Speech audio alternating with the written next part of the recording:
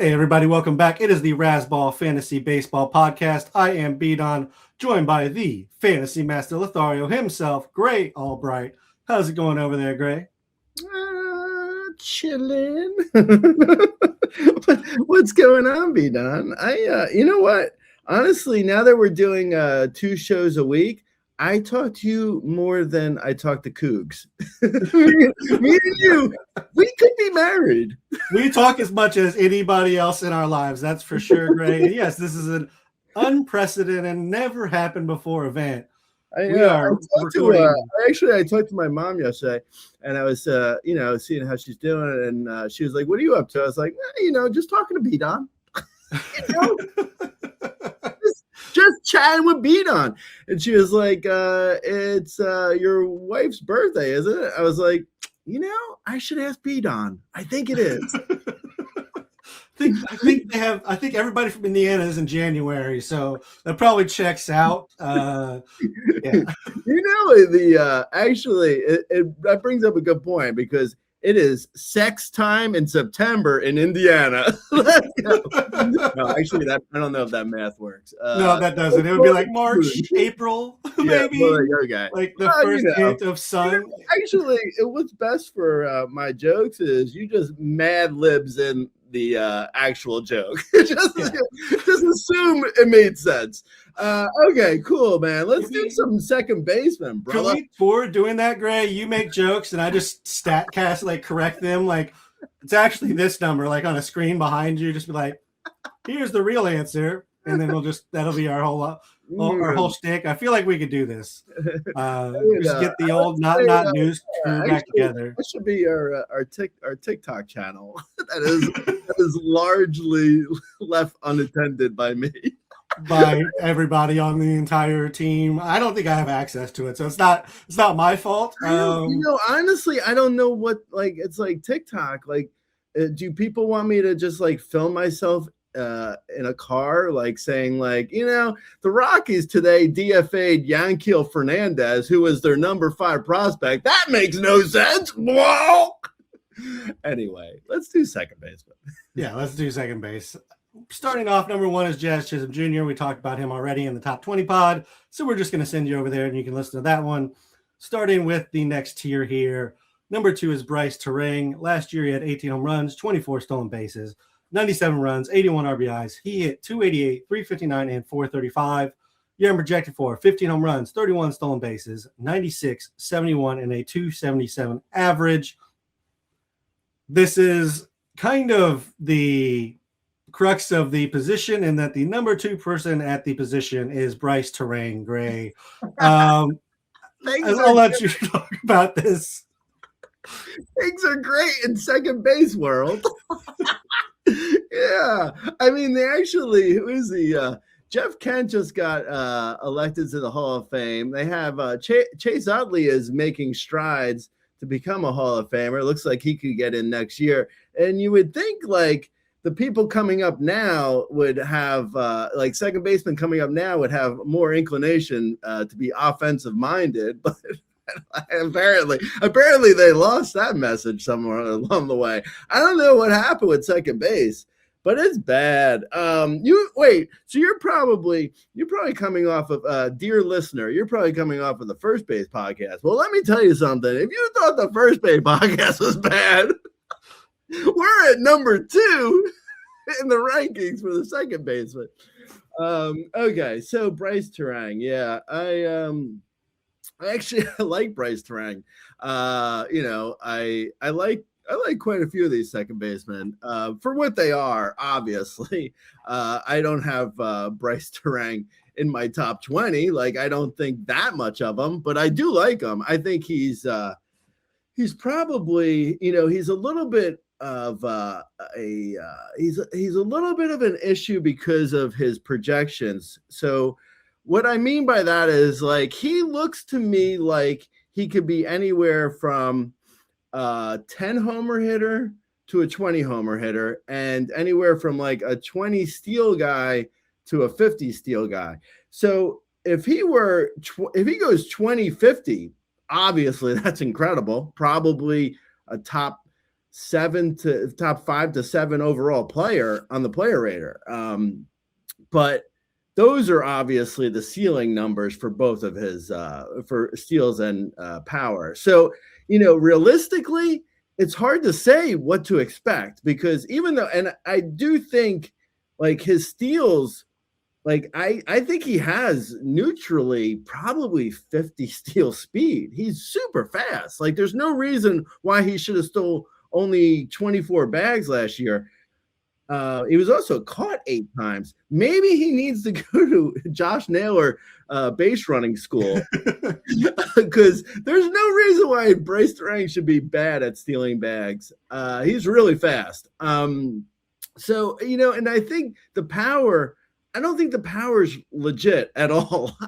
I mean, he did make some strides, like, his EV his exit velocity was up, and he was better when it came to hitting the ball hard, but it was still like a 33% hard hit rate. So, and he doesn't hit a ton of fly balls, 31.5% fly ball.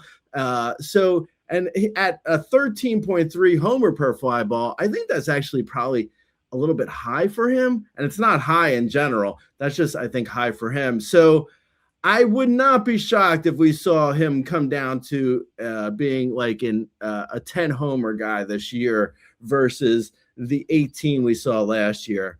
But he is only what's he, he's 26, so he's probably in his power prime. Maybe he can put up another 15 to 20-ish homer season. So knock on wood, 17, 18 homers. And that's with the giant question mark as to what his steals will be.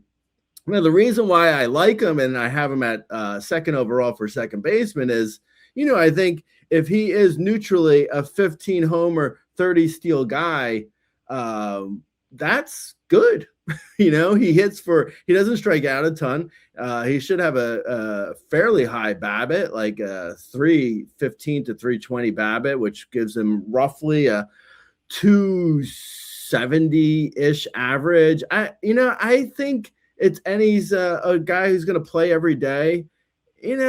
For second baseman, that's as good as you're getting if you're not going for Jazz Chisholm Jr.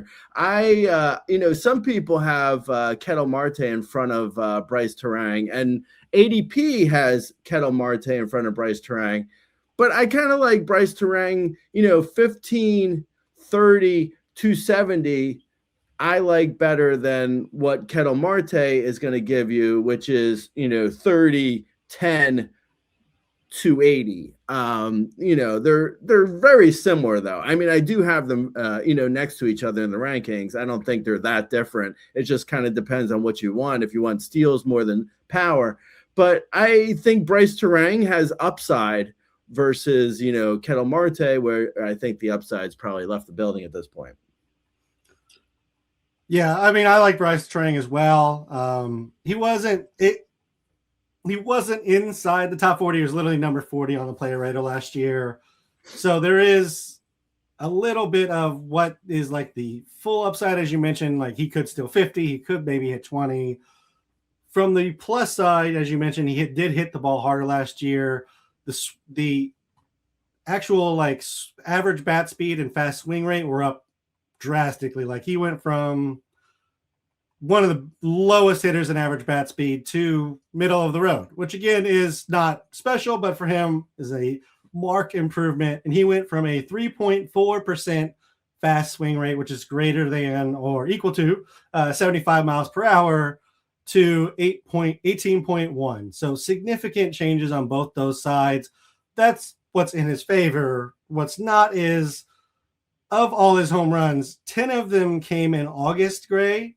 So when 10 of your 18 come in August, it does seem quite a bit fluky. As I mentioned, last podcast with another player, like when it's that, or I think it was Vinny P, actually, your boy, when you get that many in a month and the rest of the months look the same, it's kind of hard to repeat that kind of crazy 350, 10 home run month from a guy who, like, I didn't know if he'd get 10 in a year, much less 10 in a month.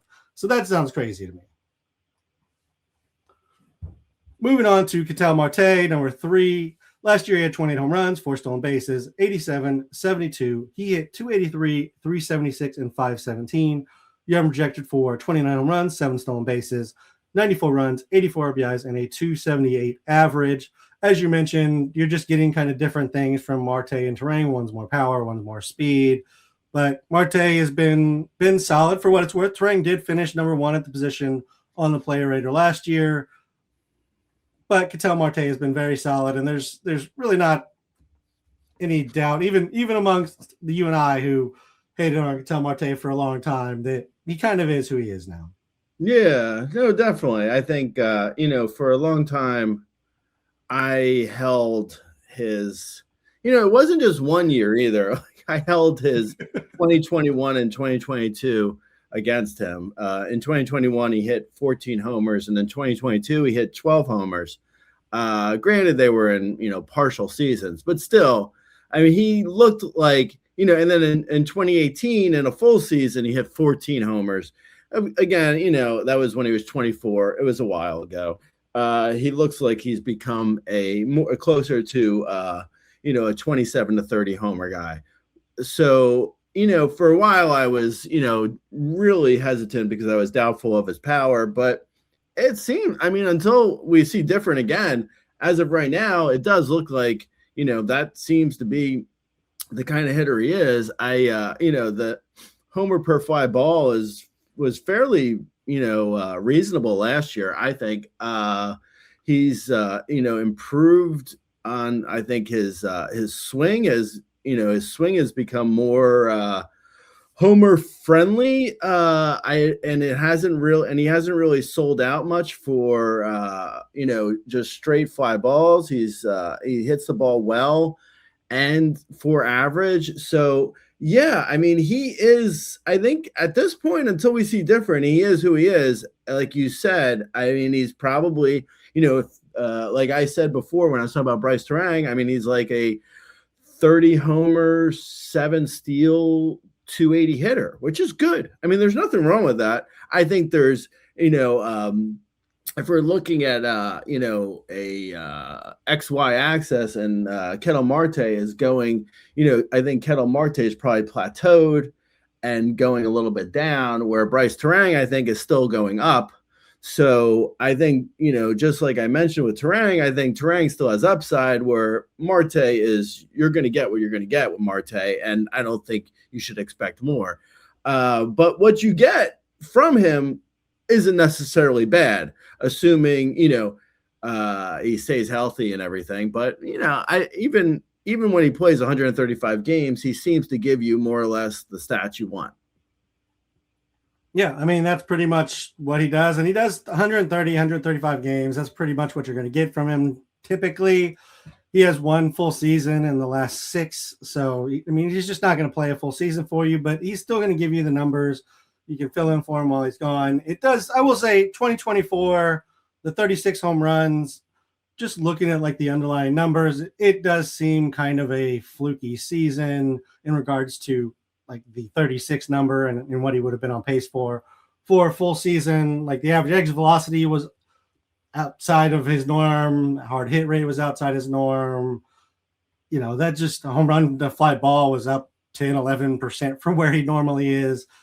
That's just, it seems like it was just a career season. I wouldn't necessarily think to project him for 40, even though we've seen him kind of be on that pace. I think like 30, low 30s, if he played 150 games would be pretty reasonable. But again, I don't expect him to play 155 games. So yeah, Ketel Marte is just going to give you what he's going to give you.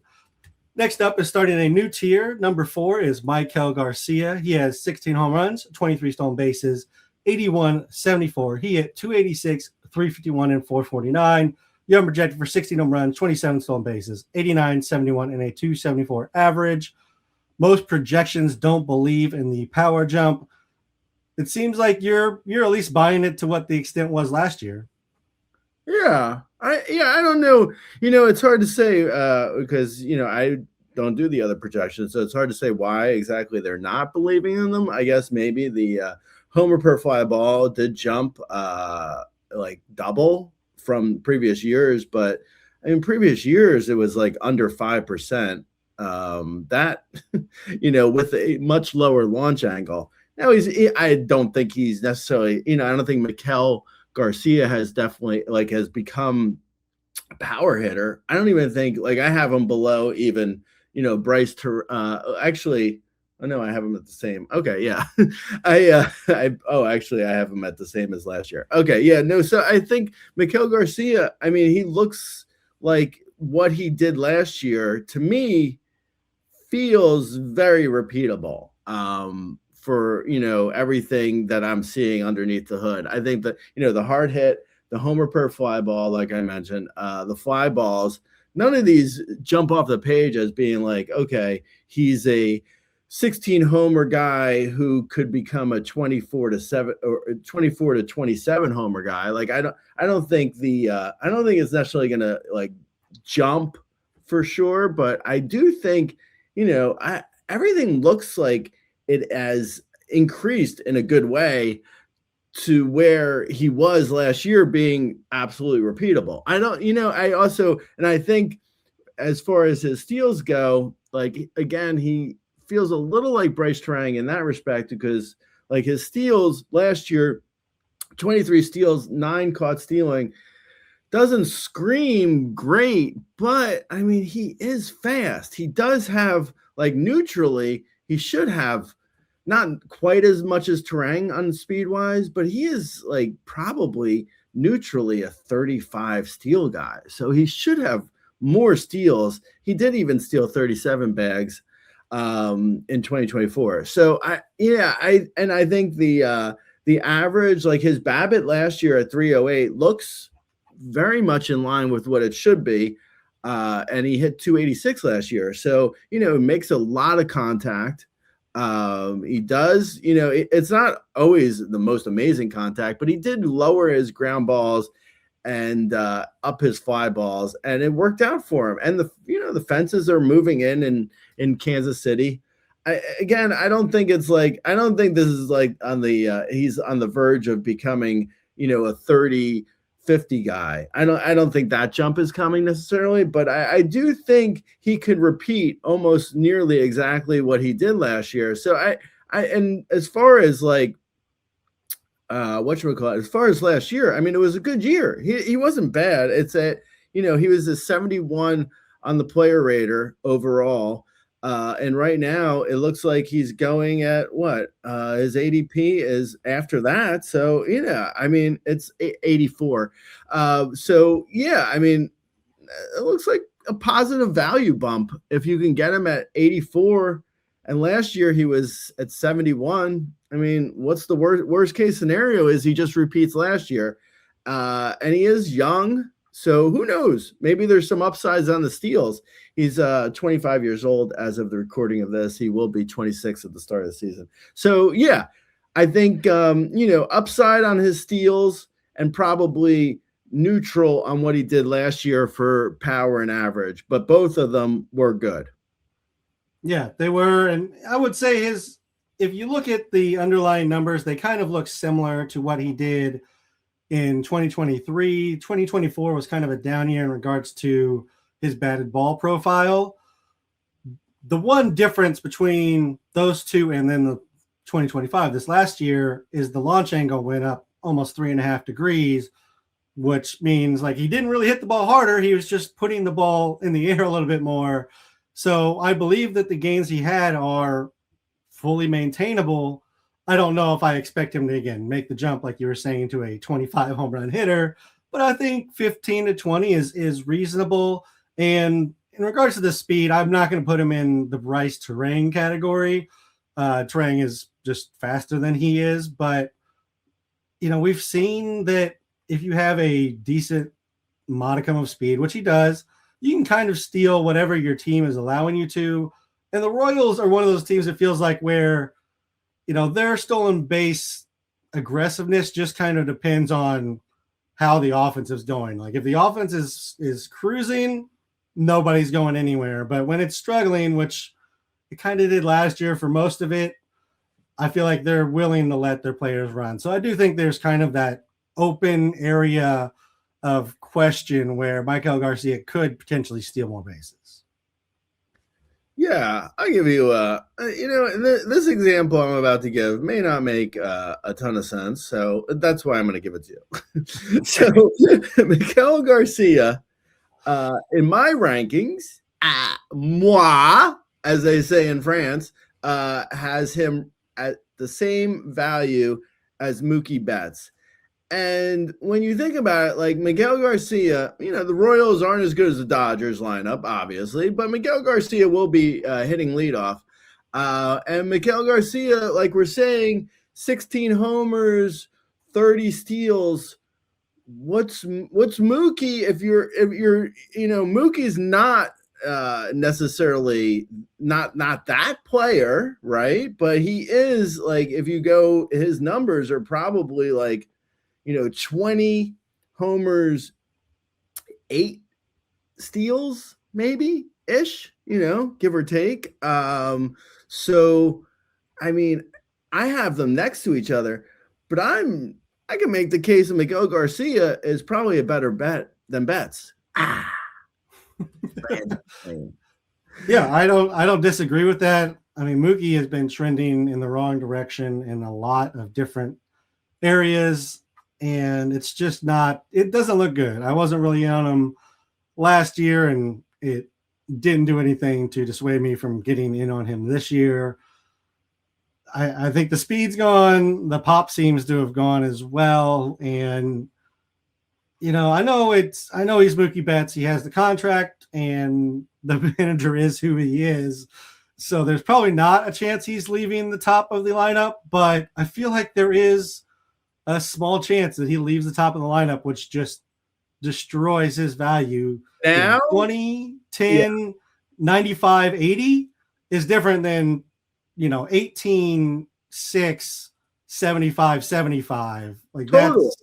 That's a different game. Absolutely. And also, now I'm really going to blow people's minds because Mookie Betts is currently going at 45 overall. And like I mentioned, Miguel Garcia is going at 80.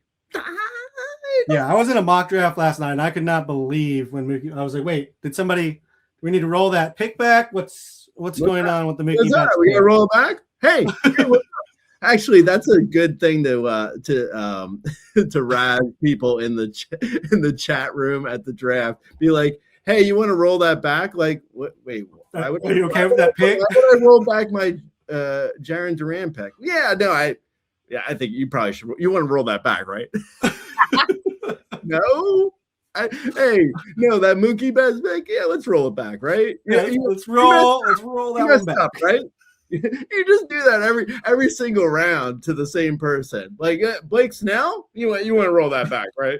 you sure about that one? We can roll back the Dylan Cease pick if you want. Yeah, and I mean, really, if we're looking at it, Michael Garcia, and just maybe this is a different way for people to frame Michael Garcia in their mind if they're not with us. Like, Michael Garcia is basically Jarren Duran. Like, they put up almost identical numbers last year. Don't think of them as like Jarren Duran should be, a top 30 player. Hold on. I know you didn't mean to draft Austin Riley. Let's go. Hold on a second. I'll time out for you. Hold on. Let's get the commissioner to roll that back. You didn't mean to draft him, right? Stop doing that to me. Okay. It would just ruin any confidence, especially Gray, you hold a little bit more sway than I do in a draft room. Like, if you did it in one of I don't know, a random just NFBC league, and people saw your name and be like, oh, maybe I screwed up. Just have them second guessing so bad by the sixth round. They're just frazzled, completely on tilt. Okay. Anyway, we've spent enough time on Miguel Garcia. Let's move it along here, Gray. Number 5, Nico Horner. Last year had 7 home runs, 29 stolen bases, 89, 61. He hit 297, 335, 394. You have projected for 7 home runs, 31 stolen bases, 93, 63, and a 284 average. He has Luis Ariz with speed, Gray. That's fair. I feel like I mentioned Nico Horner. We talked about him briefly in the First Base podcast. It's so if people want, they go back and listen to the 2.5 hour First Base podcast. you can hear my 15 seconds worth of thoughts on Nico Hoerner somewhere in there. Just do an AI search of the podcast or something. So yeah, I mean, I'll reiterate what I said, because I know people aren't going to go back and listen to a 2-hour podcast for my 15 seconds worth of thoughts on Nico Hoerner, which aren't marked in any way, shape, or form. I'll reiterate that I asked Pete on Nico Hoerner is going to be leading off for the Cubs, right? And we came to the conclusion that yes, Nico Hoerner should be leading off for the Cubs. We do not know it for a fact, but we do think he should.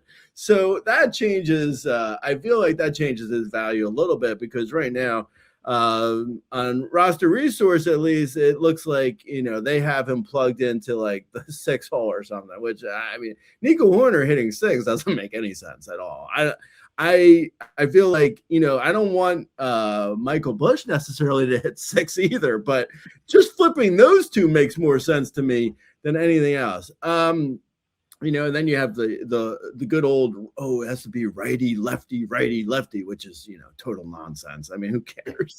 It's so stupid. Anyway, so Nico Hoerner, I mean, I like, if it wasn't clear, I like this tier of players. I like, Miguel Garcia. I like Nico Hoerner. Actually, I think I'm higher on Nico Hoerner versus his ADP than I even was high on Miguel Garcia. I'm pretty high on Nico Hoerner. I think, yes, he is Luis Ariz with speed, but that has value. I mean, there's nothing wrong with that. I'll take the 7 homers, 30 steals, 285 average. And assuming health, he should play every day. Hopefully, knock on wood, it's at leadoff. But if it is in the middle of the order, it is what it is. I still think he'll probably get the steals no matter where he's hitting. It might make it a little bit more difficult because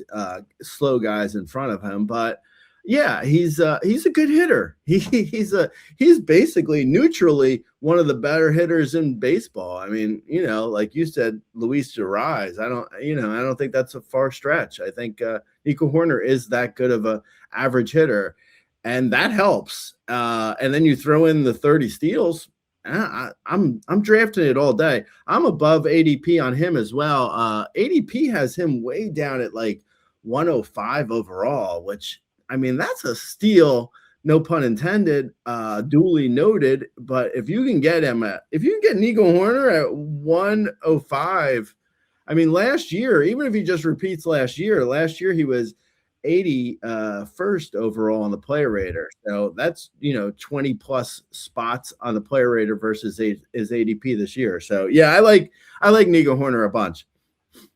Yeah, I do too. I think the only reason you wouldn't draft Nico Hoerner is if you went very speed heavy before him, in which case it doesn't really make sense. But other than that, Nico Hoerner is great. And I'm with you. I usually have him ranked above ADP as well every season, and it just never makes sense that it doesn't catch up. So I'll just keep taking the discount. Number 6 is Luke Keeschel. You have a sleeper post about him as well if you want to go read that on the site. 49 games at the major league level last year. He had 4 home runs, 14 stolen bases, 25, 28. He hit 302, 382, 445. In AAA, he had 28 games where he had a home run, 11 stolen bases, and hit 263. You have him projected for 16 home runs, 32 stolen bases, 74, 71, and a 283 average. Are we both all in on Luke Keeschel, Gray? Are you all in? I think so. I think he's one of those people who's going to get a pretty significant bump from ADP for me. Yeah, no, definitely. All right, well, that's good. I'm glad to hear we're both in on him. I love him. I think I might be higher on him than I even am versus his ADP. Yeah, his ADP right now is at 140. I think I'm around 90 overall, so I'm like 50 spots ahead of ADP for him. Like you read his numbers. I see a 15 homer, 30 steal guy with a great average, 15, 30, 280, that is easily, I mean, I'm ranking him easily within where he should be going if he does hit those numbers. If you take me out of the equation, because you know what? Screw me, huh? If you take me out of the equation, a Steamer has him for roughly the same numbers as I do. I do my projections. I mean, especially because he was a sleeper. So I wrote that post in October. So I did those projections way before Steamer came out with theirs. And Steamer's basically saying around the same projections for him. If you believe in, and everyone is really, like, all the projections across the board, like the Bat has them at 125 games, 12, 20, 273.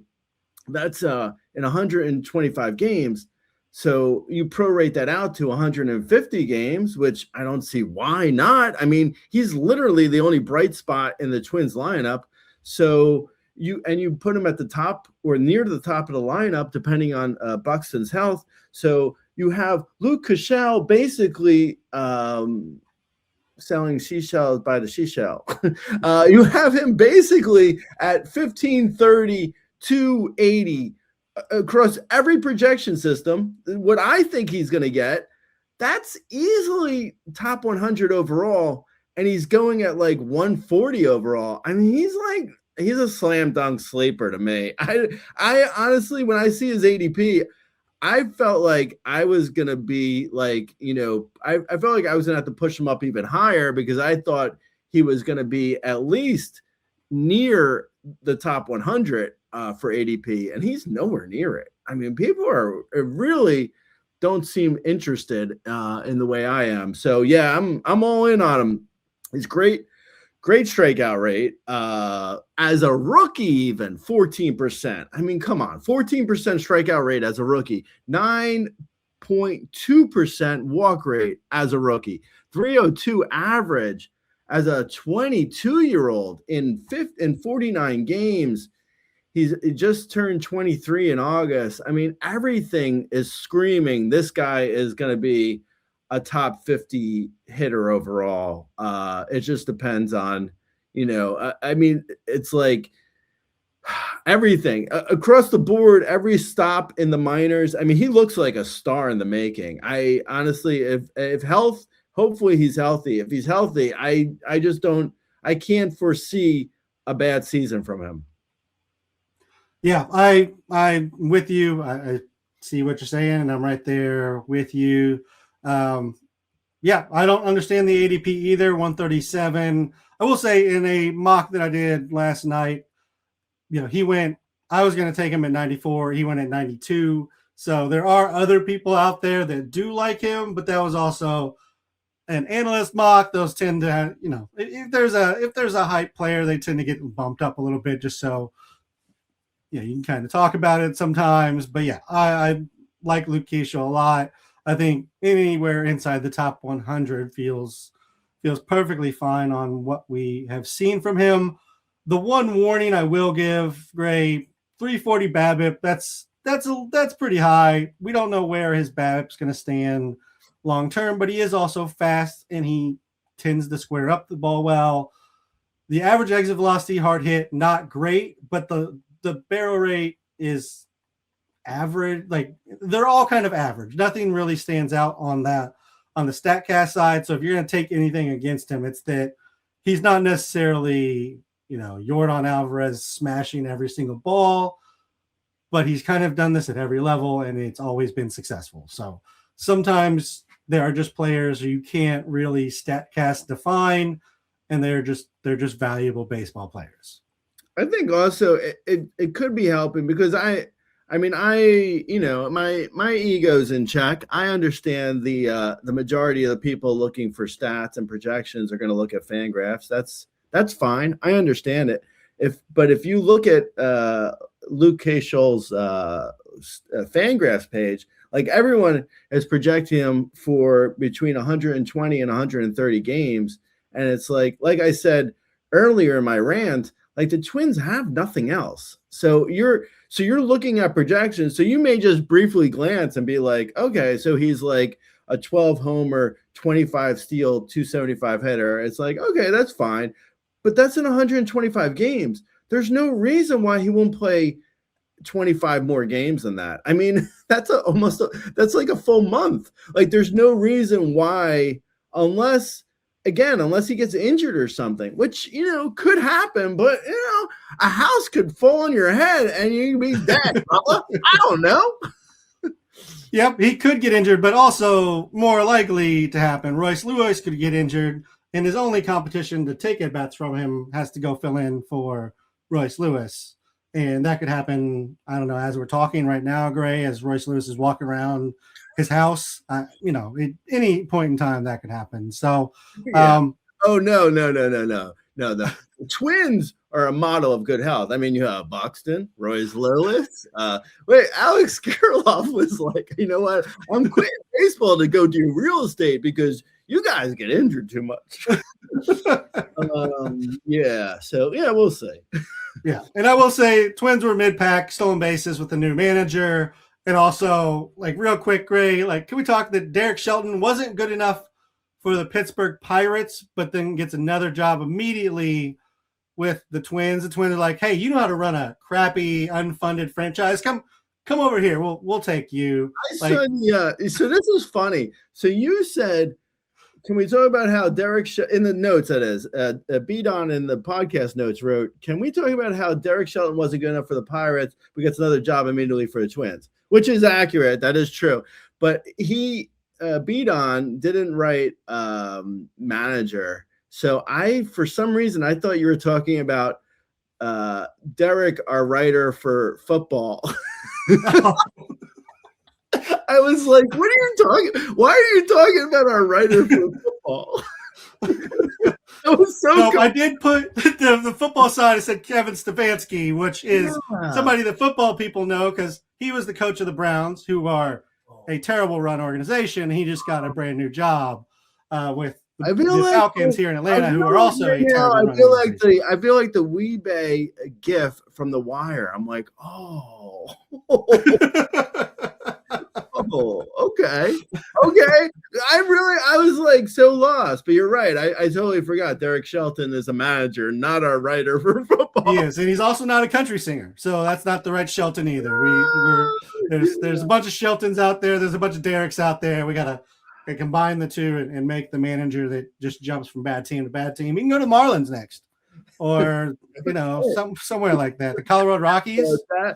Derek is the lineup builder for people who don't know on our football side of things. He's a lineup builder, I believe, is his pseudonym. And I don't know if he wants people knowing his name is Derek, but anyway, let's go on. He doesn't have a choice now. We are moving on though. Next tier. We have doxed him. Nobody here listens to the football side. It's fine. We're moving on anyway. Okay.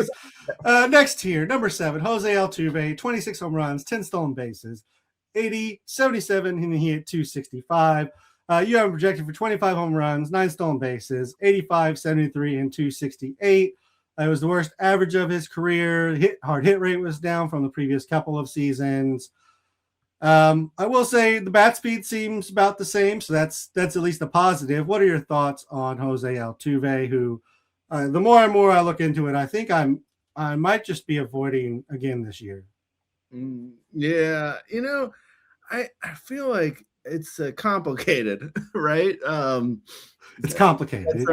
That's actually Beat-On and I. That's our relationship status on Facebook as well. I think Jose Altuve, for me, like I am at the point now in his career. I feel like the price is good for him. Like right now, his ADP is at around 115 overall. That feels like yes. The end is near, or at least nearer than it was, previously. I do see the bottom. Like I do feel like he does too, because he's short. Ow! I can see the end for Altuve, and it may not be pretty, right? So there's going to be a point when like he does hit so many, like his fly balls went up so high last year.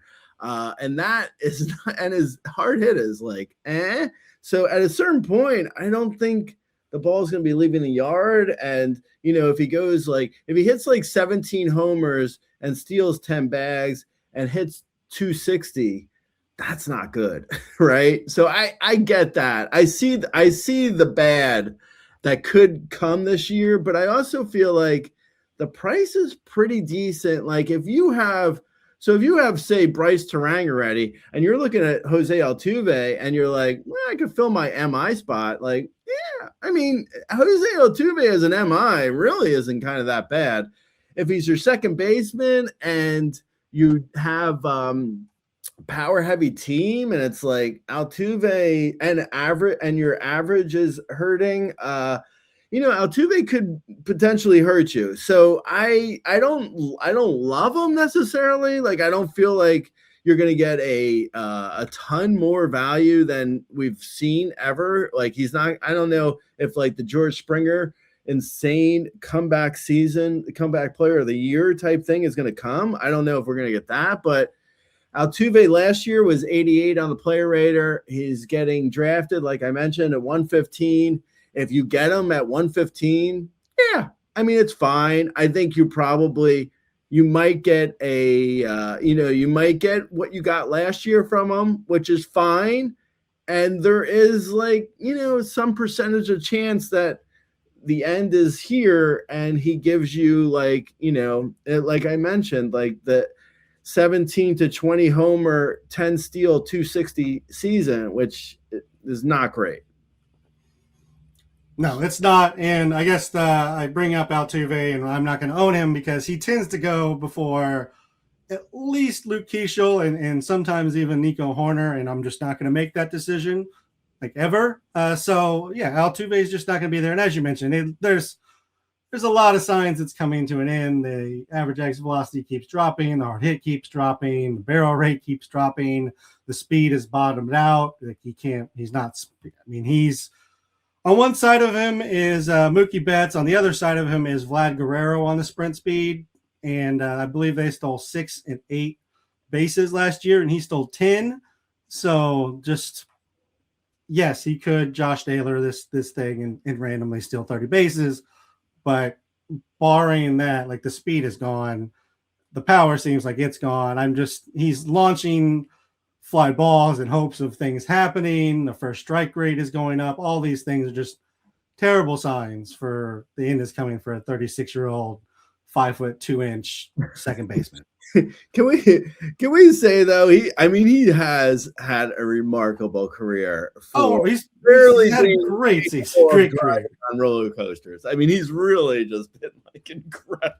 I mean, he's a Hall of Famer. I think like first ballot, no doubt, Hall of Famer. Because of the cheaty bang bang scandal. There's a chance that he doesn't get in for a couple of years, but I mean, his stats alone are just like he was. I mean, fantastic. Yeah, I mean, he should end with like 275 home runs and over 300 stolen bases. I mean, in that theory, it's especially at second base that probably gets him in. As you mentioned, there's the whole cheating scandal thing, so we'll see about that. But I remember people really lobbying for Dustin Pedroia for the Hall of Fame, and Dustin Pedroia, may or may not get in, and his numbers are nowhere near Altuve's. So I know that actually okay. So we shouldn't sidetrack ourselves too much, but it brings up an interesting thing because Dustin Pedroia, it's like people are giving him the benefit of the doubt that if he didn't get injured, he would have continued to be an MVP type player at second base, and like who's to say he wouldn't have like fallen off at some point in his 30s anyway. Like David Wright they're making the same argument for David Wright. And I mean, it's like, I'm a big Hall guy, so I'm fine if you put them in. I don't really care either way, to be honest, but it's interesting how everyone's like, yeah, Pedroia would have continued to be great if he wasn't injured. And it's like, well, I mean, maybe that's one possibility that could have happened if he didn't get injured, Yep. Or he could have become like a 10, 15 guy who hit 275, which was Right. kind of the trend he was going on anyways, if we're being honest. Like, just was. It is what it is. I'm not going to sit here and argue with Dustin Pedroia fans because that's a losing proposition. Arky fighters. But there's so many pitchers that don't get that same benefit, Gray, and pitching is so much more volatile from an injury standpoint. Like Johan Santana, who I will always bring up as my example, one ballot. He got one ballot, was kicked off, and he was the best pitcher in baseball for at least a few years. It's egregious. If you played fantasy, you know that. Like, if you watch baseball, you know that. Like, egregious that he didn't at least stay on the ballot and get a chance, but you're trying to, like, make an excuse for Dustin Pedroia and David Wright because they played in the right markets and did the right. I mean, at least Dustin Pedroia, won a title, so there's that. But anyways, let's move off our rant. Let's move off the soapbox. Let's move back to the rankings. Number 8, Jackson Holliday. Last year had 17 home runs, 17 stolen bases, 70-55. He hit 242, 314, 375. You have him projected for 15 home runs, 20 stolen bases, 77-61, and a 252 average. He did cut the strikeout rate a lot from his kind of 2024 looks that he got, and he just turned 22. So this is a guy that I will also be taking above a aforementioned Jose Altuve. Yeah, no, I can see that. And also I'll say that this tier, the previous tier of players, the Miguel Garcia, Nico Horner, Luke Cashel, the Altuve, like I mentioned, I would draft him at his ADP. Jackson Holliday. There's a few, like, second base. Like, I'm not saying Jackson Holliday or the guys I just mentioned are sure bets for incredible fantasy value, but Jackson Holliday, going as late as he is, like, second base does, like, may not be like proven, some of these players, but there is some interest in these later, like 100 overall to like 200 overall. This group of players we're in right now, especially, like, there's something here that wasn't necessarily, like, it wasn't as exciting, I feel like, with first baseman. Like, second base may have issues, but these guys are at least somewhat interesting as far as, like, upside and, potential for what you could get. I think Jackson Holliday, to me, feels a little bit like Wyatt Langford, in that, like, we keep hearing how great he's going to be, and it's like, okay, well, be great then. So go and be great if you're so great. But, Jackson Holliday, he went 17-17 last year. If, his average comes up where, at a certain point, I mean, people did assume he was going to be a superstar. So if his power, and he's still, that was at 21 years old. He just turned 22. So at 22 years old, if he can just keep boosting his numbers, like, you could get a 25 260 player here, and that has definite value. His power, I think his power really needs to keep growing to the point where we haven't even seen it yet. But again, he's 20, he's only 22 years old. So the fact that we haven't seen that power yet, I don't think we could hold that necessarily against him fully. I mean, but there is definitely upside here. The downside, or at least realistically, if you look at him and you're like, well, he's a 17 homer guy because that's what he did. Yeah, I mean, that's realistically, yes. There's no power that we've really seen from him before.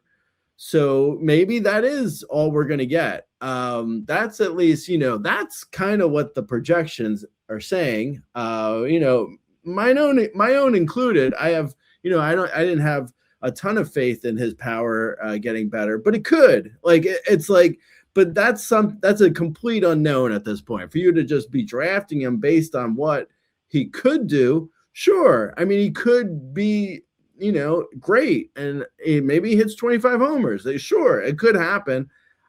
We haven't seen it though, so you're going it's a bit of a wish fulfillment situation, but his price, his ADP, I'd absolutely draft him. I have no problem with Jackson Holiday at all.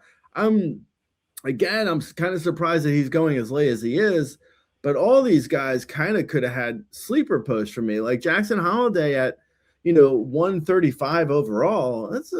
I would take that all day for sure. Why not? I mean, what's the downside really that he goes at 22 years old, he regresses to a 12 homer, 20 steal, 250 hitter? Okay. I mean, I guess, but why is he regressing at 22 and not getting better? So yeah, I like the flyer on Jackson Holiday. Yeah, I do too. And I'll say, there's kind of this drop in second base where one of Jackson Holiday or Luke Keeschel is going to come off the board.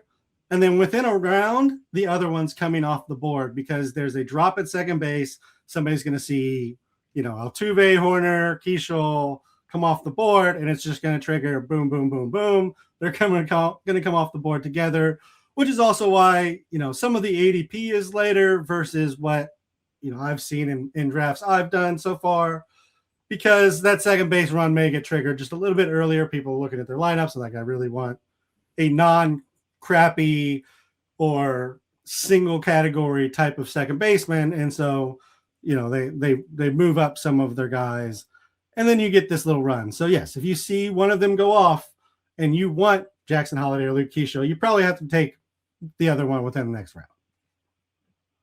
Number 9 is Ozzie Albies. Last year he had 16 home runs, 14 stolen bases, 74. He hit 240, 306, and 365. You have projected for 21 home runs, 15 stolen bases, 71, 76, and a 254 average. It's not great, Gray. All the batted ball went down, except for home run and fly ball, which actually went up somehow. The contract is so good, though, that even after 2 down seasons in a row, the Braves still pick up his option, and they'll probably pick it up next year, even if he sucks then too. He did have a positive second half, which is about the only thing you can kind of point to and hope for a return to what we used to see from Ozzie Albies. Why again did he? That contract is goofy, terrible for him. It's terrible. I mean, and what is the Ryan O'Hearn gets better than that?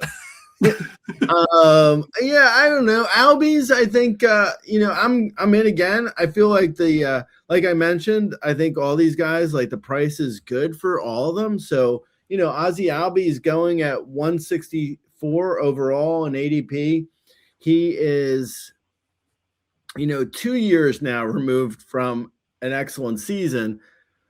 But at 29 years old, I don't know. I mean, I don't think we can necessarily just write him off completely. If you get, last year, the second half was good. I think it could, if he continues to be, if he goes back to being a 20 homer, 15 steal, 250 hitter, which is well within the realm of possibility, I think. That's at 165 overall in ADP. I mean, that seems like a steal. So I think there's still a little bit of upside potential where he could maybe bounce back to what he was, previously. It wouldn't shock me.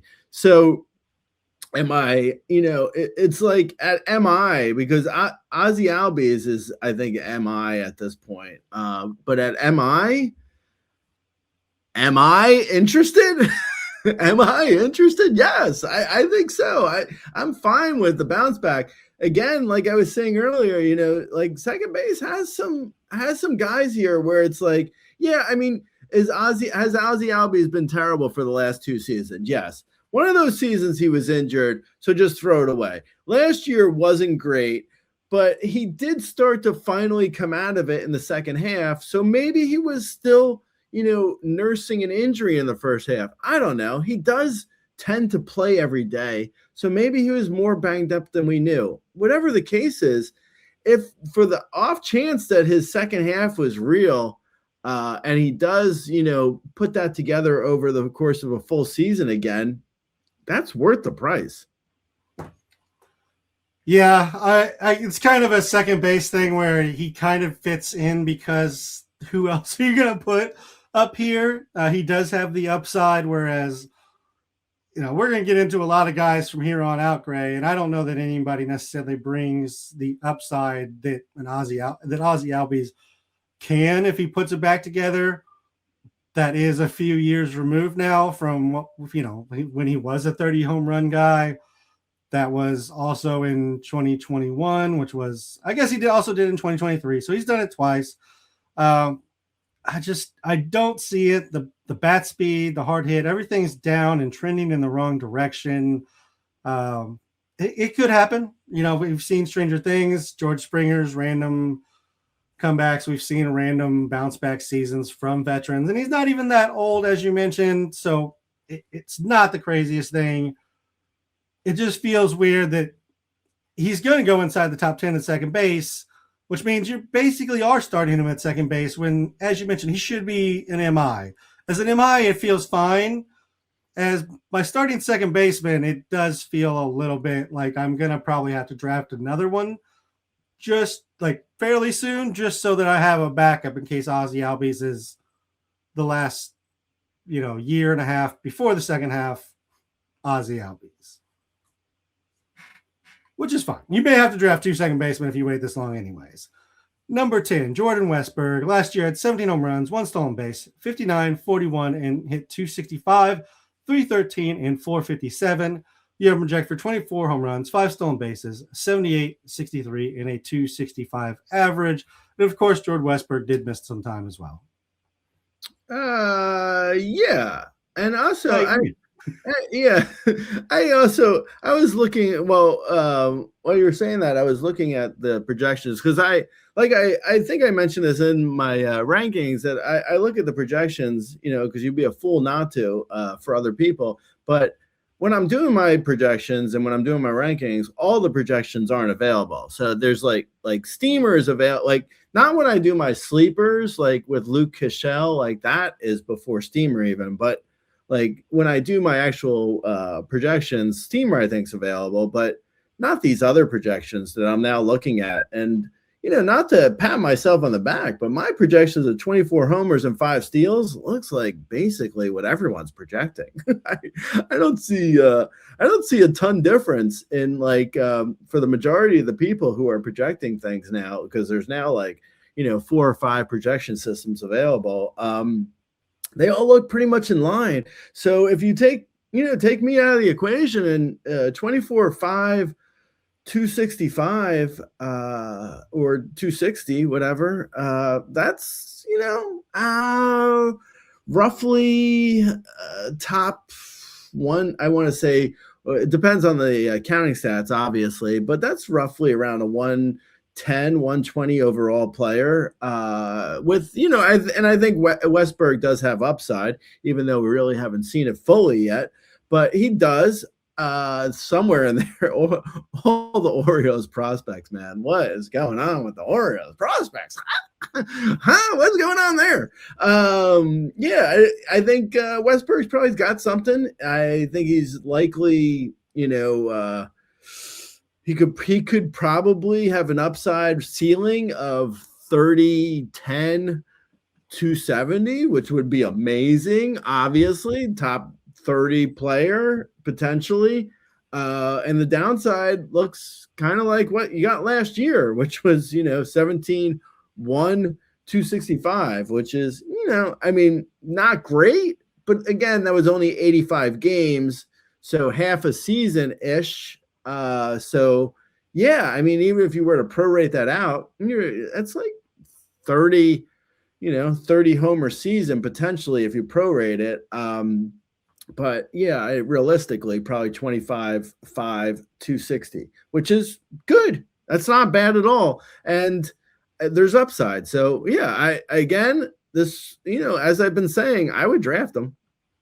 Yeah, absolutely. I love Jordan Westburg. I will say he's probably third base only in most leagues, Yahoo and leagues that have similar setups to Yahoo. He should get second base maybe because they'll just give it to whoever. But third base only in a lot of leagues. I do like Jordan Westburg, though. I wish he was second base eligible because I would love to start him at second base. All his numbers are pretty much in line with what he did in 2024. So just needs to stay on the field. And none of the injuries are serious. He hasn't, torn anything. He hasn't broken anything. They're just little things that have cost him different times. So, I can deal without the 5 stolen bases, Baltimore, if you can just keep Jordan Westburg on the field. That'd be phenomenal. Number 11 is Xavier Edwards. Last year had 3 home runs, 27 stolen bases, 75, 43. He hit 283, 343, and 353. The average for 4 home runs, 31 stolen bases, 79, 46, and a 292 average. This is Nico minus a few home runs in the counting stats because the Marlins kind of suck. Yeah, no, absolutely. And yeah, I mean, I think too with Edwards, it's like he feels like a guy who is from a different era where like, for like 10, 15 years ago, we used to have a lot of these middle infielders who were like 5 or fewer homers, 30 plus steals, would hit for a good average. You don't get many of these guys as much anymore. I think, Nico Horner minus power is, that's a good sort of, I think that's a fair comp. Whatchamacallit, Edwards is like, high-ish BABIP, but has good speed, good average, makes a ton of contact, doesn't strike out at all, walks a decent amount, is on base on a team that who cares if you're Ron? Does anyone manage the Marlins? Who knows? It doesn't matter. I mean, are you running on the Marlins? If you're not, what are you doing? Give the 30 fans something to watch. Yeah, it's like give us something, man. I think Edwards, and again, like I've been saying, I like Xavier Edwards. Obviously he's more of a needs-based guy versus some other guys. Like if you need steals and average, yeah, it's better to go with Edwards than, maybe like we were saying with Luis Ariz, where Ariz is, probably more like a 8 homer, 8 steal guy. Edwards at least has 30 steal speed. Yeah. And I think baseball kind of like basically removed these players from like the whole game for a little while. And that's why we're seeing a few of them start to come back, because between the shifts and the bullpens being used so crazily where you could just bring them in versus, whatever side you wanted for a while, like that really destroyed these kind of slappy speedster guys, because they just load up one side of the field, then bring in the side of the pitcher they couldn't face, and that just ruined them. But now that we've kind of gotten away with the full shift and we have the 3 batter rule, I feel like they're going to start to slowly work their way back in. Also, the pitch clock makes them like automatic doubles. Yeah, it just gives them the ability to turn everything, right? Like you said. Yeah. Next tier, number 12, Ceddanne Rafaela. Last year had 16 home runs, 20 stolen bases, 84, 63. He hit 249, 295, and 414. The arm projected for 16 home runs, 21 stolen bases, 81, 72, and 247. I was actually surprised that him and maybe the next guy even weren't kind of in the previous tier, because I like them. I like both of the guys we're going to talk about better than, like the Altuve, Albies of the last year. Yeah. I mean, I wouldn't necessarily hate on Rafaela being in the previous tier. I just feel like my biggest, maybe it's more anecdotal than anything, but it feels like the Red Sox don't really love Rafaela's bat necessarily. Like they love his glove, I think. So the fact that like I think Rafaela could hit 9th realistically too, and it's on roster resources that I don't think that's necessarily we're gonna look back at that and be like, that was wrong. I do think there is a chance he hits 9th, which kind of sucks. I mean, it's not a great spot for guys, and I think there's a real reason why he hits 9th. I think he is like neutrally a bit of a drag on average. Like, I'm at 247 for his projections. some of the other projections have him higher. They really run the gamut. Unlike a lot of guys, the projections don't really agree on what Rafaela's average is going to be. Like people are talking as high as like 264 and as low as 246. I said 247, so clearly I'm on the low side. 246 is coming to you from the bat. And Zips is saying 264. So I don't know if people have any preconceived notions on whether or not what to believe there, but I'm at 247, so I don't really believe in the average. I get a little bit, it's a little bit worrisome when a guy is solid-ish, solid enough of a contact guy, like not insane strikeouts, but still has a low average, because that kind of means he's making some terrible contact. And if you look at his hard hit isn't good. So I do think the speed is there. Like and that's good. I mean, that helps fantasy, right? I do think he's fast, and I do think he has a bit of pop.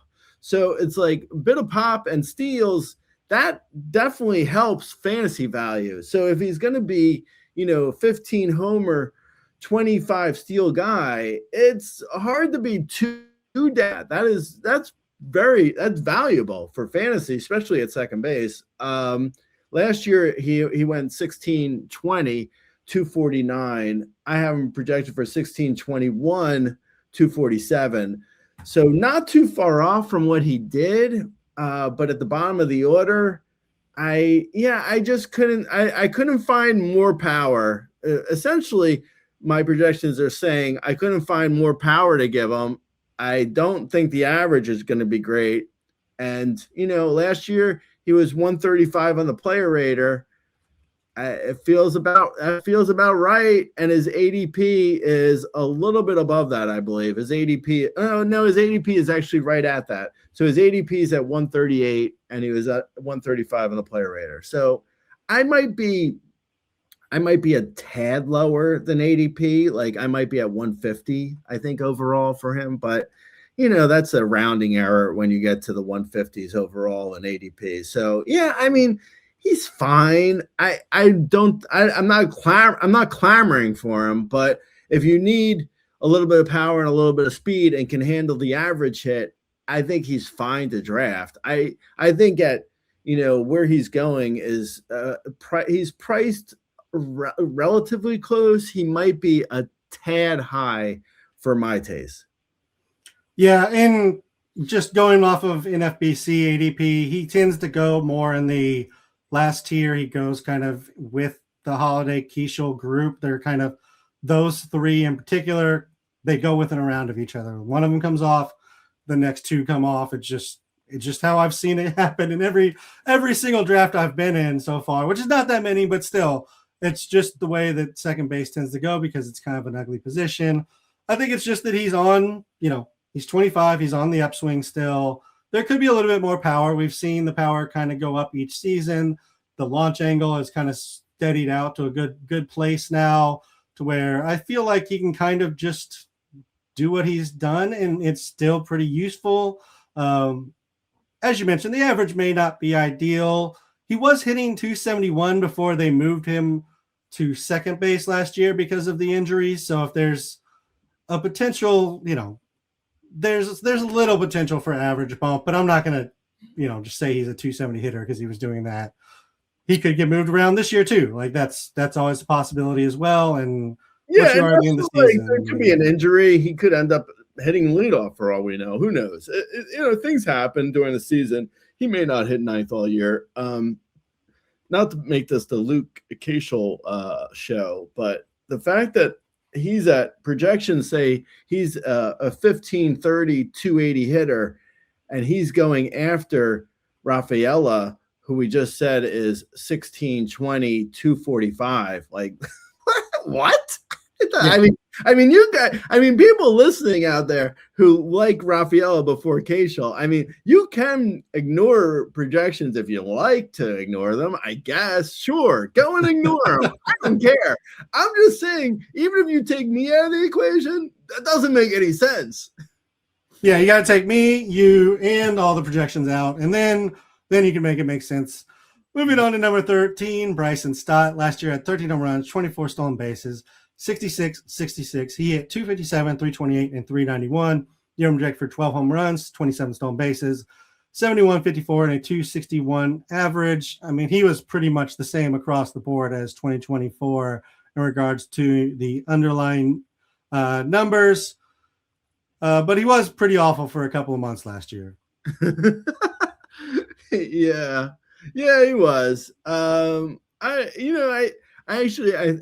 feel like he's kind of like he's like a poor man's Nico Horner. I think there is there's like probably 12 homer power, 30 steal speed, and his average is going to be lower than Horner. Horner is more like a neutral 285 hitter, and Stott's more like a 260 hitter, which is still fine though. All those numbers are fine. The problem, I think, the biggest problem with Stott is like he could really potentially platoon, which is going to hurt his counting stats. So if his counting stats are hurt, then in a daily fantasy league where you can switch him out if he's not playing, or if he's facing a lefty, you switch him out and it doesn't hurt you as much. But in a weekly league or bi-weekly like NFBC, you're going to have an issue where like you're going to lose some counting stats, which could hurt potentially. So he's a tier. He's 2 tiers below Nico Horner at this point. Bryson Stott, in order to get back, has to he has to hit lefties or, hit lefties well enough that the Phillies play him every day, hit towards the top of the order, and then, continue to do what he's doing, because everything else is fine. Like he does have, like I mentioned, he has some power. He has good speed. His average isn't amazing, but it's not going to kill you. A 260 average. He's fine. He's a little bit blah as far as because I think the upside is probably it isn't amazing. Like he's not going to have an amazing upside, but I think he's likely valued correctly, more or less, in drafts. He's currently going at 190 overall, and as an MI, that makes sense. I don't really hate him. I don't love him. He's kind of he's fine, more or less. Yeah. Yeah, that's pretty much what Bryson Stott is. That's why he's kind of here at the turn of second base, middle infield, or as long as we're going through 1 through 12. The definitions of what that is. He's a really solid middle infielder. You may have a little work to do if he's your second baseman, but that also hopefully means you've covered yourself in a lot of other places. And honestly, you can do worse than Bryson Stott. He's not going to hurt you anywhere. His only plus category is going to be stolen bases probably, but that's fine at this point. Moving on to number 14, we're just going to skip him, Gray. We don't have to talk about this guy. No, it is Matt McLean, who, if you've been listening since last year, I loved him like he was my firstborn child last year. He had 15 home runs, 18 stolen bases, 73, 50. He hit 220, 300, and 343. You have him projected for 17, 20, 77, and 54, and hitting 248.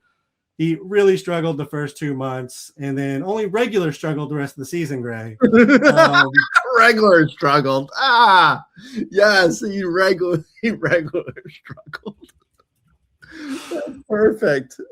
Matt McLean, the struggle. The struggle is real, man. Yeah, he's still the really lousy thing is with Matt McLean is he's still really appealing, especially in second base. He can't go away. He just refuses to go away and just be okay, so he's actually not good. No, I can't say that. I want to say that. I can't. I mean, he's still he's so freaking appealing. I can't stand him. it's the power and speed. It is. It's really bad. It's like it's hard to just ignore power and speed, especially as a Red. I mean, is in Cincinnati in that ballpark. It's like you can see the bounce back. I mean, it's obvious. It's so obvious. It's so there. Like you mentioned, I mean, he had shoulder surgery, so he struggled really badly in the first 2 months. But that narrative makes sense. He slowly started to get healthy. He slowly started to get better. So this year he's fully better and he bounces back. I don't want to be in on him. I don't want to like him. I mean, what do you want me to say? And he also makes sense at the top of the lineup too. Like TJ Friedel makes sense. Come on. I mean, it's like get Friedel out of there, put Matt McLean in there, and let's go. Yeah, get him some first pitch fastballs to hit. Let's help him out a little bit here. I know, exactly. God damn it. It's like, what are you gonna do with that? What are you gonna do with a guy who just continued to hurt you?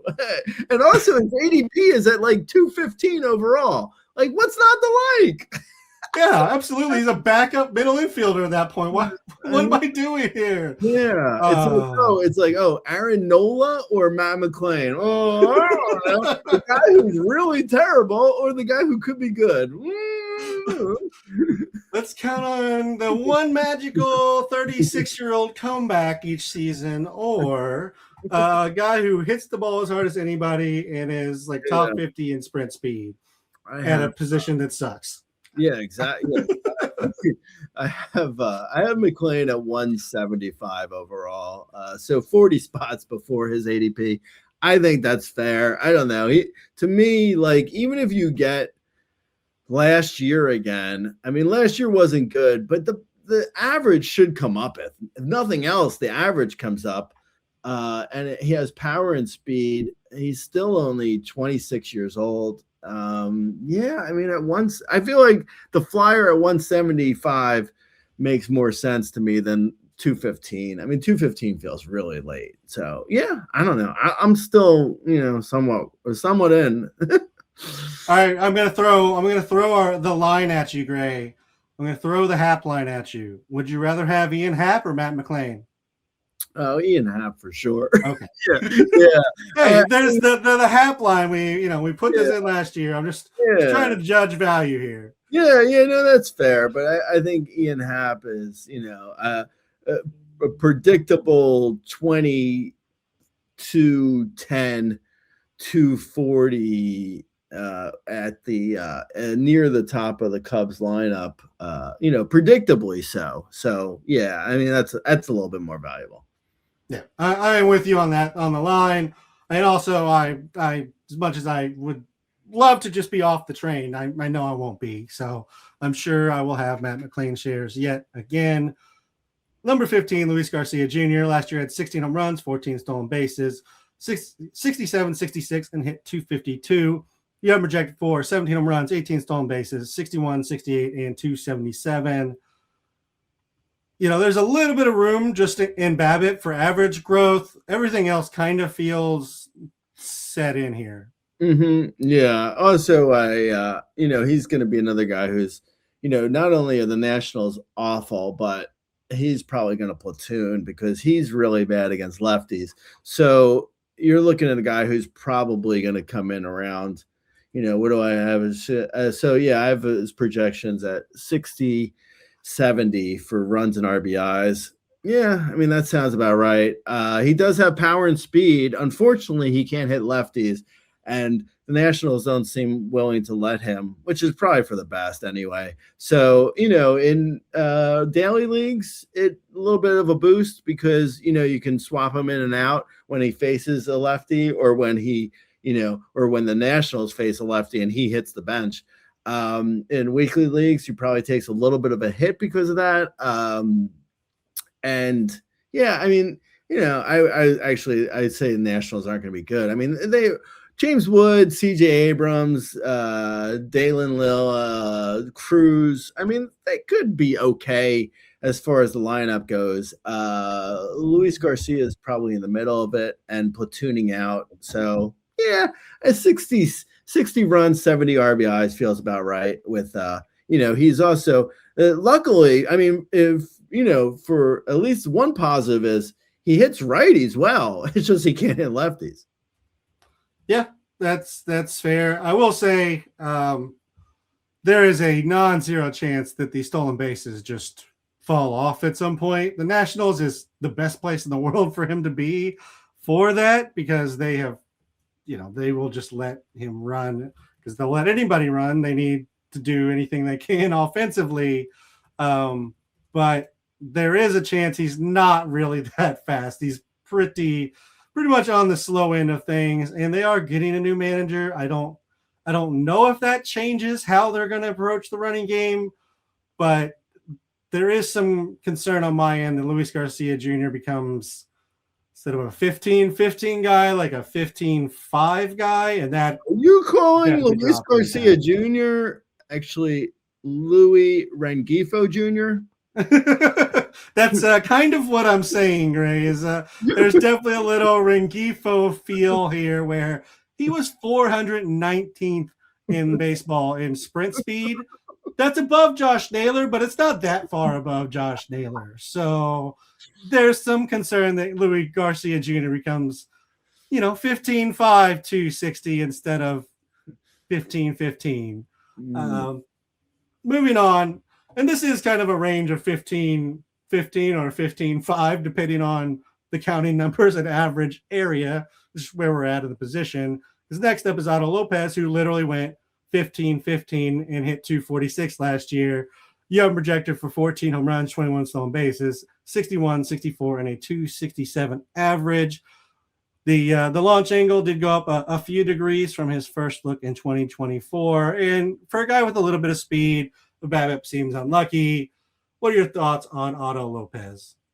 Otto Lopez is, I think Otto Lopez is likely a little bit of has a little bit of upside, but not a ton. Like my biggest confusion on him is like the power felt like it kind of came out of nowhere. But I mean, you mentioned, the launch angle and, the fly balls and the homer per fly ball, like it looks repeatable, but there is a little bit of a worry here because his hard hit is so bad. Like it's still bad.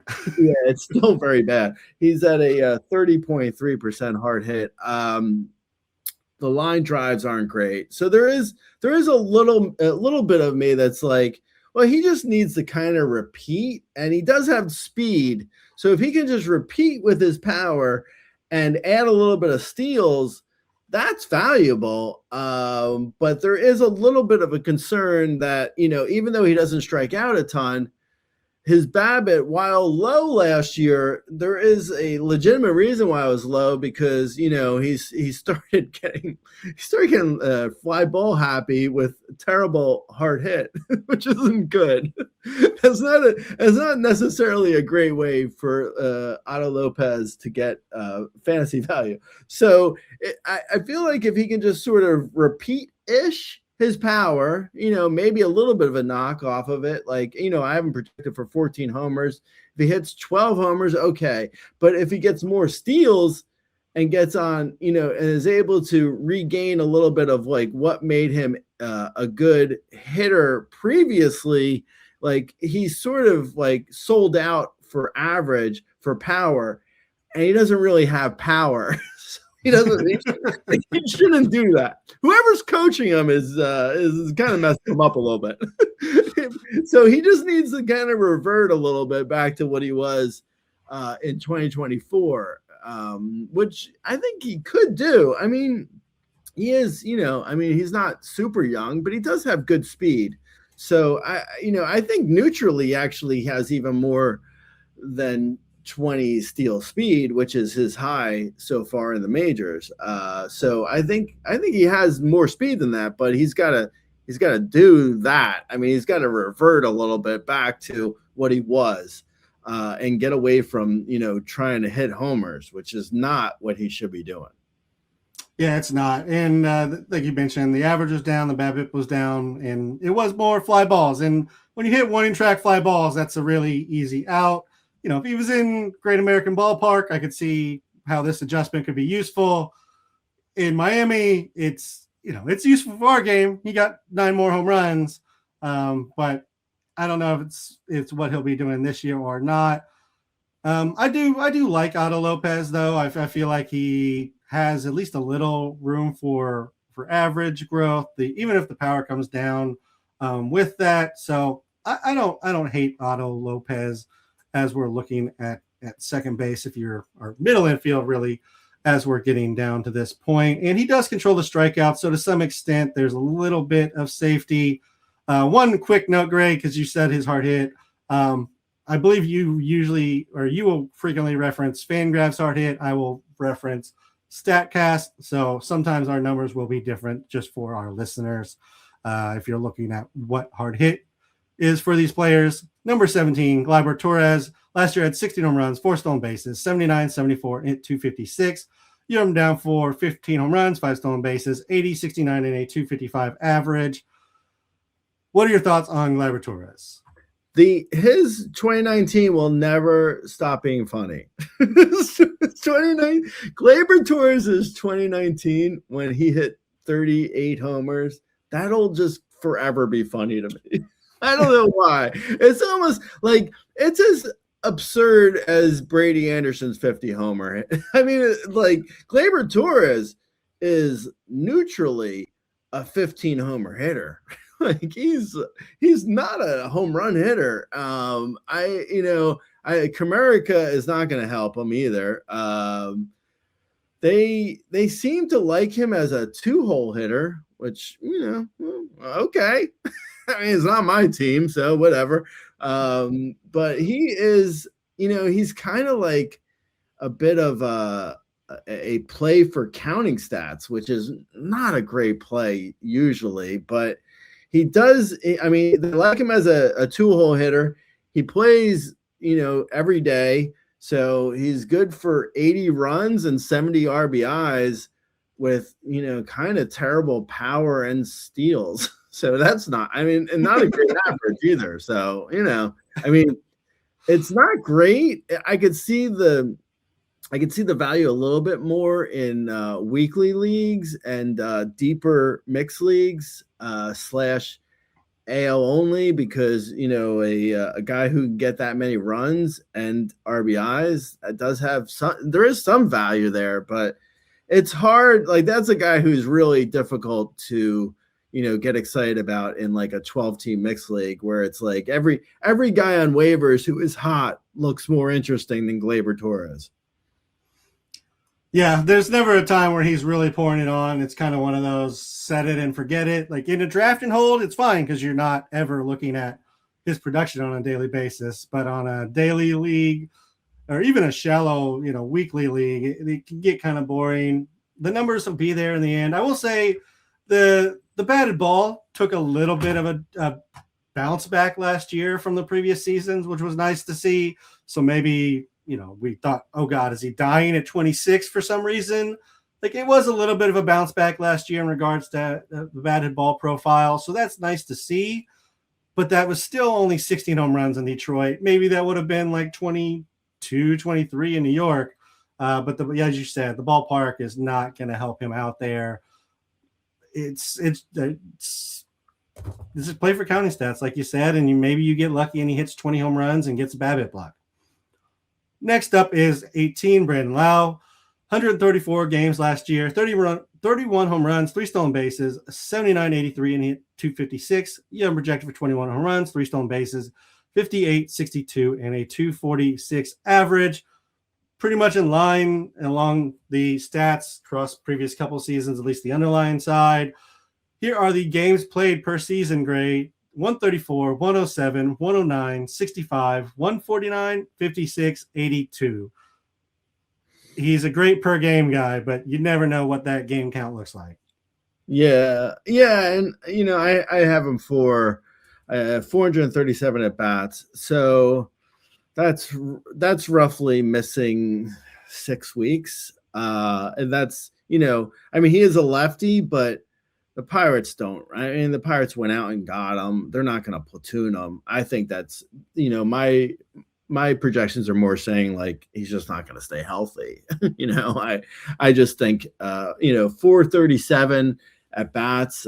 So at certain point, like the good thing is in like most mixed leagues, you can probably find someone off of waivers to replace him, and you get 6 weeks worth of stats from someone else, and then you Frankenstein that to Brandon Lau's stats, and you get a decent second baseman. But yeah, I don't know. His last year, he had 31 homers last year in a minor league park. I would just throw those out completely. I wouldn't even think about those being a realistic projection, especially in PNC. I would say probably, I have him projected for 21 homers. It looks like I'm on the low side from other people's projections, but still it's kind of dependent on how many at bats you're giving him. So if I gave him 70 more at bats, then he would be a 25 to 27 homer hitter, but I just don't see that happening. Yeah, and unfortunately, Pirate Stadium is one of the absolute worst for right-handed power. So left-handed power. So it's just not a great fit for him, unfortunately. Moving on to 19, Caleb Durbin, 136 games, 11 home runs, 18 stolen bases, 60, 53, and hit 256. 12 home runs, 25 stolen bases, 64, 58, and 264 average. Qualifies at third base only in most leagues, but we're going to talk about him here because he does qualify at second base in some. What are your thoughts on Caleb Durbin? He did have arthroscopic elbow surgery over the offseason, but everything says he should be fine for spring training. He's actually a guy where it's like the less I feel like the better you like him. If you know very little about what else is going on under the hood with Caleb Durbin, you're like, yeah, he looks good. Kinda. In like a prorated season last year is like 11 homers, 18 steals, 256. I mean, okay. Then you start digging in and you're like, his hard hit was what? How many grounders to second base has this guy hit? What is that? That's awful. I mean, he is really not a good hitter. No, he's not. It's really bad even at a position that is not full of StatCast people at all. Like, and then you throw in the elbow surgery. What is this guy going to be bunting all year? What is going on? And it was actually up from his AAA batted ball profile, by the way. That makes it even worse. Yeah. Like, I think he's the kind of guy who probably would give some fantasy baseball people I think he's the kind of guy where like he gives fantasy baseball people a bad name because like fantasy baseball people probably like him more than like regular baseball people because it's like you look at his numbers, you're like he's kind of stinky. He's kind of stinky. But then you look at his like fantasy wise, it's like he is kind of stinky, but 12 homers and 25 steals. I'll take it. It's 250 overall. Yeah, it's okay. So yeah, I mean he's not a very good hitter though. So it's at his price, which is currently his ADP is 245 overall. So yeah, that's fine. I mean, at 245 overall, I would draft him there. I mean, hopefully he steals a bunch of bags and doesn't kill you and other things. Yeah, and he doesn't strike out like at all. So there's at least some safety in as long as he doesn't get put on the bench for his major league team. Like he should be at least acceptable and not hurting you. He just may not help you all that much at different times as well. Moving on to the next tier here, Gray, is Jorge Polanco at number 20. Last year, 26 home runs, 6 stolen bases, 64, 78, 265. You have him down for 20 home runs, 5 stolen bases, 56, 71, and 254. What are your thoughts here? I kind of wrote down his games played as well, and it kind of looks like what I did with Brandon Lau. So it's kind of a same boat with a little less upside. Yeah, I don't. Did we talk about him in the winter meetings podcast? Because I think we did. I think we did briefly talk about him. Yeah, because like he's on the Mets now, and I don't know, man. I'm not super in on him. I think his just briefly because we probably did talk about it, but like the ADP is currently he's at 231. Sounds fine. I mean, he's not like you draft him, and I just don't see the excitement really. I think probably I have him for 20 homers, 5 steals, 254. That sounds about right. It's more interesting probably in a deeper league than he's another guy like Gleyber Torres where you get Jorge Polanco, and in a 12-team mixed league, you're going to be looking at guys on waivers who are hitting well, and you're going to be like, do I really want to hold on to Polanco? No, probably not. Yeah, he's Gleyber Torres with injury risk. That's kind of what you're looking at here. We talked about Luis Ariz, who comes in at number 21. At number 22 is Marcelo Mayer. And I'm just going to group the next two together, Gray. It finishes off the tier for us, and we're getting a little long here. Number 22 is Marcelo Mayer, who last year had 4 home runs and hit 228 in 44 games at the major league level in 136 plate appearances. He had 193 plate appearances and almost the same amount of games at AAA. It had 9 home runs and hit 271 with 2 steals. Young projected 14 home runs, 3 stolen bases, and hitting 237. And then number 23 is Jose Caballero. Last year had 5 home runs, 49 stolen bases, and hit 236. Young down for 6 home runs, 41 stolen bases, 55, 31, and a 229 average. Let's talk about Marcelo Mayer and Jose Caballero. Yeah, Mayer is one where I feel like I could have sworn people were excited about him for as a prospect, and then I started looking at his numbers, and I was like, maybe I was remembering that wrong because I was like, what? I don't know what happened. I could have sworn he was an interesting prospect, but I don't know. Like his numbers don't jump off the page. I'll tell you that. I mean, he is young, 23, just turned 23. He's got a little bit of power. It could be that it's like he's just not as interesting for fantasy as he is for real baseball because like he doesn't have a ton of speed. So, and he doesn't have a ton of power. So I guess 20, this is super upside too. I'm talking ceiling, maybe 20, 22 homers, 10 steals, 250, maybe. I mean, that would be pie in the sky type numbers.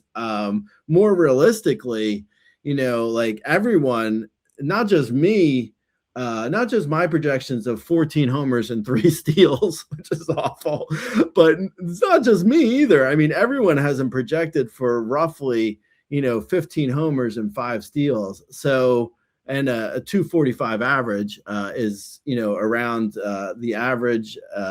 It's around the best. Steamer has him for 251, but still, I mean, not great on average or power or steals. So, yeah, I mean, I think, I don't know. I mean, I feel like I'm kind of surprised at how sort of bland Marcelo Mayer's numbers really look, but they do look kind of bland. And then, Caballero is steals play, kind of like what we're saying with Xavier Edwards. The only problem is Caballero won't hit for a good average. And at some point, Anthony Volpe will return. I mean, I know people don't want him to return. If you're a Yankees fan, I don't think you want him to return, but I think he will return at some point. And when he returns, Caballero's going to be platooned at best. I mean, I don't think they're just going to randomly, I don't think they're going to just bench Volpe forever. So Caballero will lose at bats, and then you have, a situation where Caballero can move to third and Ryan McMahon goes to the bench versus lefties. So there is some of that, but there, Caballero's at bats could dwindle quickly. The good thing is, if he plays, he's going to steal bags. So, like, even in a 300 at bat type season, he could still steal 40 bags. So that's good. Yeah, I'm just gonna say a little bit of warning on that front. He has kind of played for Tampa Bay for a season and a half, and then went to the Yankees. Like, Tampa Bay is generally very aggressive on the base paths. They run, they let guys run. I'm not saying Caballero's not on the above average side of stolen bases, but like, that's where he sits. He's on the above average side. He is not a speedster. We are not talking about like the Bobby Witt Jr., Trey Turner, Corbin Carroll type of speed here. Like, he steals 40 bases, but it's more like in how Josh Naylor stole 30 a little bit. Not that bad, but like, I don't really count on him stealing 40 bases this season with the Yankees, especially given that he's probably going to miss some playing time at some point. That's my one concern on Caballero, is that you may not get 40 plus again like you've been expecting. But we'll move on to number 24, which is Ernie Clement, who we talked about, and I don't particularly love. This is really boring. Colt Keith at 25. We talked about him as well in first baseman, kind of the same thing, not real exciting. Number 26, which starts a new tier, is Marcus Semien, who we talked about in Winter Meetings podcast. You can go back and listen to that one. Great. We are pretty much running up against 2 hours, so I'm just going to run off the rest of this tier, and you can tell me if you want to talk about anybody. Number 27 is Willie Castro. Number 28 is Andres Jimenez. Number 29 is Luis Angel Acuna. Number 30 is Brendan Donovan. 31, Brooks Lee. 32, Chase Medrath. 33, Brett Beatty. 34, Tommy Edman. 35, Luis Rengifo. 36, Jonathan India. 37, Lennon Sosa. 38, Hassan Kim. 39, Jared Triolo. And 40, Jake Cronenworth. This is getting pretty deep at second base. Hopefully these people are not necessary in your leagues. But anybody you kind of wanted to bring out of this group? No. No. Chase Madriff. Chase Madriff sounds like it sounds like a good. Actually, it sounds like a good synonym. Not synonym. Pseudonym. It sounds like a good pseudonym for me. Chase Madriff. I think he's probably hitting leadoff for the White Sox. I do think there could be a little bit something there for speed and average. He doesn't strike out a lot. So, the White Sox aren't going to be great, but maybe they're going to be better than, people will think at first. I think they might be a little bit underrated. Kyle Teal isn't awful. Colson Montgomery, Miguel Vargas, Benintendi. As I say these names, I'm getting less enthusiastic, but there might be a little something there. And he should be hitting leadoff, Chase, that is. And he has good contact. He makes contact, has a little bit of speed. Maybe he grows into a little bit of power. He's 24 years old. Not a ton, but he was always considered a guy who should hit for good average. So I don't know, say upside, 8 homers, 17 steals, 270 average. I mean, it's not great, but if you're in a deep league, like these are deep league middle infielders at this point, or utility, or or bench or something. They're not starters for a 12-team mixed league. I mean, this is not, at this point, we're not at that point. So maybe something there with him. With Brett Beatty, I will say that, like, I like Brett Beatty. I also like Mark Vientos, but I don't know their playing time really. I don't know Brett Beatty's. The Mets seem uninterested in playing him, all the time. And also, like, Brett Beatty, especially, like, his, launch angle is just so bad last year that his fly balls just completely plummeted. Ground balls skyrocketed. not ideal for a guy who supposedly has power. He just is not putting it together. So even in 400, almost 400 at bats last year, an 18 homer, 8 steal, 254 season, that's just not good. But I do think there could be upside. He has to get the at bats. Otherwise, I mean, yeah, he's a middle infielder for a deep mixed league like the rest of these guys. Jonathan India's like one good trait is, I think, the fact that he plays, he gets at bats, but he has no power, no real speed. I mean, it's not great. Who else? Brendan Donovan's better for real baseball, I think, than fantasy. He's just, he hits the ball decent, but it's just, and he should be in the middle of or at the top, somewhere in the top of the Cardinals lineup, a lineup that isn't good, but he should be somewhere in the top of it. But, he doesn't really have big power. He doesn't really have big speed. I mean, he has like almost nearly no power and no speed, but he does hit for a good average. So he's like, he's worthwhile for batting average, but probably, and then Acuna got traded to the White Sox, which, is good for him because now he'll be playing, but he's not going to be, I don't think he's going to like shock people into being like, oh, wow, this is, there's what we were hoping for finally. I don't know. I don't know if there's anything really there. There at one point people thought there was, though, so you never know. I mean, he does have power and speed. Supposedly, we haven't really seen it. Seen the speed. The speed's there. The power. I question that. Question that strongly. Yeah, we can question the power, I guess. But I think that the speed is definitely there. So, maybe you get lucky and you get like a cheap Xavier Edwards type year with 5 homers, 25 steals, maybe or 30 steals. I mean, potentially. The average looks gross. I mean, he looks like he can't hit he does make contact, but it's just kind of weak contact. Like last year, 18.4% hard hit is just awful. I mean, it's just really bad. It's gonna be hard to find someone who's worse than him for hard contact at 18%. But yeah, so I don't know. There's some thoughts on those guys. Yeah, Acuna definitely has the speed. Maybe the average can carry over from the minors, and that'll make him useful. But yeah, he does not hit the ball hard. Both he and Chase Meadroth, both a sub 2% barrel rate and both over 50% ground balls.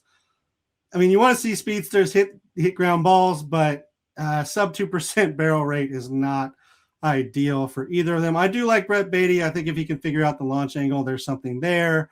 I told everybody to avoid Luis Rengifo last year. I really hope they did. Maybe Jonathan India can get traded back to Great American Ballpark or move to Sacramento, but barring that, it's pretty bad, Gray. I will say if something happens preseason to, say, Trevor Story, who I didn't think would stay healthy and kind of shocked he did, like if something happens to him, I think there's a non-zero chance, Christian Campbell gets the opportunity, and he would be interesting in somebody we haven't talked about down here yet. Mm-hmm. Yeah. Also, for the guys who we haven't even mentioned, an NL only or a bench guy for mixed leagues, for deep mixed leagues, and like a draft and hold. It'll be interesting to see what goes on with Nason Nunez because he does have a ton of speed. And as of right now, he has a job for the Nationals. So Nason Nunez has, like, at one point in the minors, he stole 70 bags 1 year. So, I mean, he has a ton of speed. So if he can get the at-bats, the Nationals, again, I mean, why wouldn't they just let him run? Who cares? So if he can get the at-bats and get on base, that's a good guy for like NL only or a deep mixed league, like a flyer for like a bench guy who potentially in a draft and hold who you can play if you need steals later in the season. Yeah, and I don't know if he necessarily deserved the aggression that he got through the minors because the numbers don't really stack up. But Travis Bassano has moved very aggressively through Cleveland's system, so there's a potential he gets a look as well. Again, the numbers not overly impressive in the minors, but they have moved him along very quickly. And he is a former, he is a top prospect still, so definitely some possibilities there. If you have any specific questions, you can always find us on X. I am at RazBeaton. Gray owns the at Razball account. You can find us on youtube.com/RazballFantasy or in the comments section on Razball.com. We'll be back next week with another 2 positions. I will talk to you later, Gray. Lates.